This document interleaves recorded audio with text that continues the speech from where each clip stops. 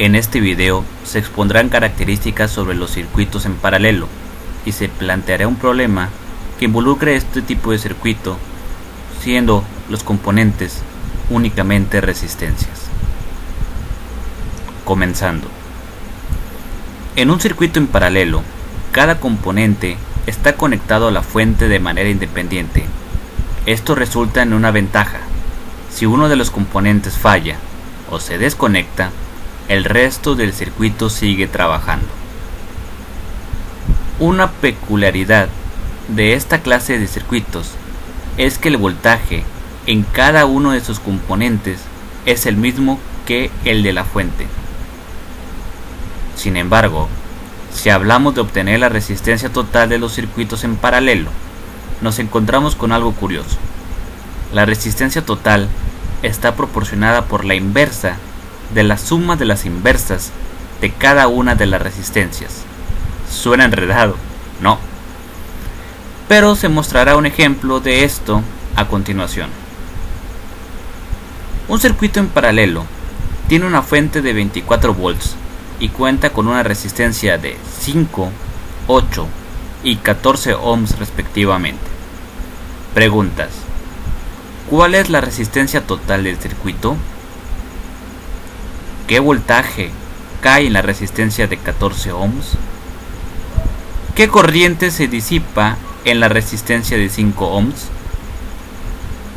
Para la primera pregunta, aplicaremos eso de la resistencia total es la inversa de la suma de la inversa de cada resistencia.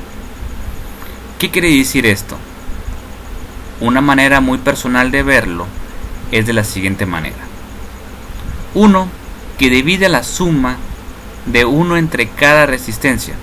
Es decir, empecemos. 1 entre 5 más 1 entre 8 más 1 entre 14, que da como resultado 0.396428857. Ahora, haciendo la última operación, 1 entre el resultado anterior, obtenemos como resistencia total 2.5225 ohms. Lógicamente, entre más cifras se usen, más preciso será el resultado.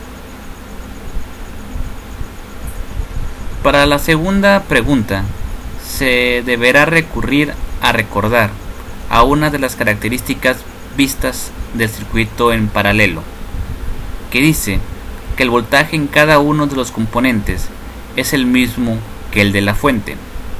Quiere decir que para la resistencia de 14 ohms y para cualquier otra del circuito, el voltaje será 24 volts. En la tercera pregunta, se sabe que por peculiaridad de esta clase de circuitos, el voltaje es el mismo para cada resistencia, y recordando la ley de Ohm, que dice que voltaje entre resistencia es igual a la corriente, se divide 24 volts entre 5 ohms de la resistencia, que da como resultado a 4.8 amperes. Esto da respuesta a la última pregunta.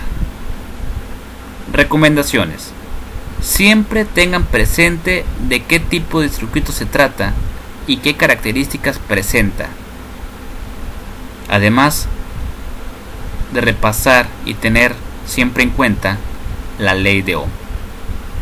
Hasta aquí el video. Si se tiene alguna duda, háganla saber con una respuesta al tema. Gracias.